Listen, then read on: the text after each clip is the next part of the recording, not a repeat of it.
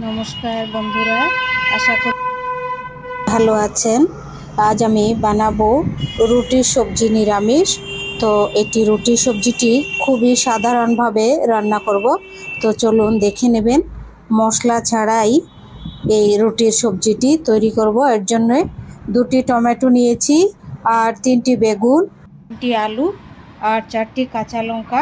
ওগুলো দিয়ে খুব সিম্পল একটি তরকারি রান্না করব। প্রথমে দেখুন 2 চামচ, এটির মধ্যে দিয়ে দিচ্ছি 1 চামচ 5 ফোড়ন। সরষের তেলের মধ্যে 5 ফোড়ন দিয়ে দিচ্ছি 2টি কাঁচা লঙ্কা চিড়ে। এবার ভালোভাবে এটি ভেজে নিচ্ছি। 5 ফোড়ন আর কাঁচা লঙ্কা ফোড়নগুলি ভালোভাবে ভাজা হয়ে যাওয়ার পর এবার দিয়ে দেব কেটে রাখা আলু। এই যে আলু দিয়ে দিচ্ছি।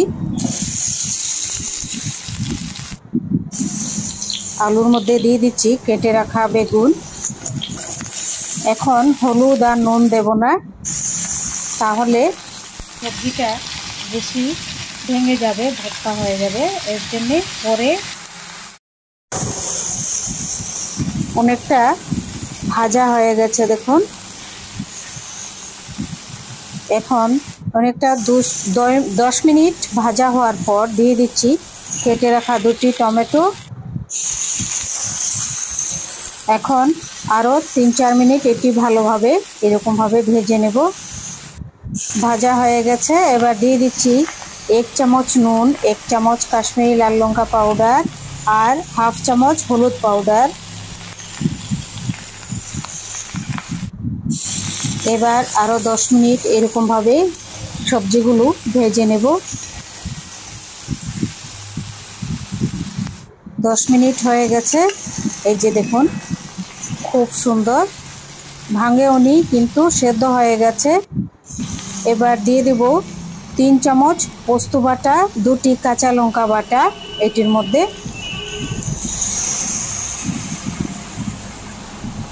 এখন এটির মধ্যে আর জল দেব না। এই পোস্তর বাটিটা ধুয়ে 1 বাটি জল দিয়ে দিচ্ছি, আর দেব না। এবার 10 মিনিটের জন্য এটি ঢাকা দিয়ে আর একটু সেদ্ধ করে নেব।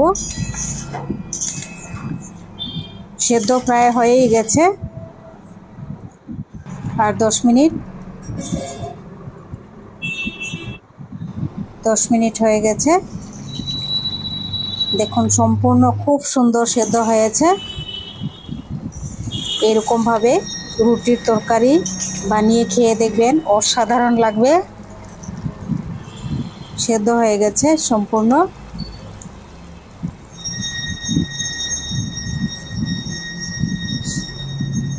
এখন দিয়ে দেব অল্প একটু ধনিয়া পাতা কুচি।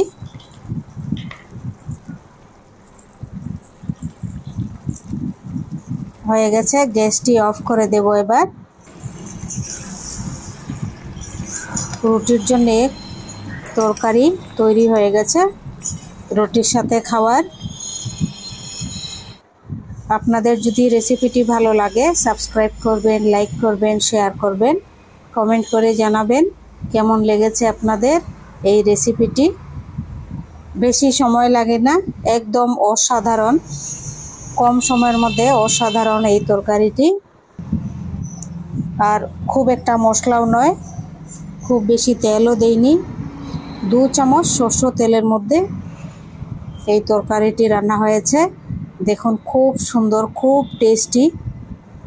রুটি দিয়ে এরকমভাবে আপনারা খাবেন, খুব ভালো লাগবে।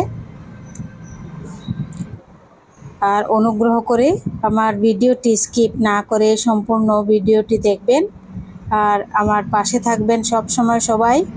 আমি যেন সফল হতে পারি, চ্যানেলটি সাবস্ক্রাইব করে পাশে থাকবেন।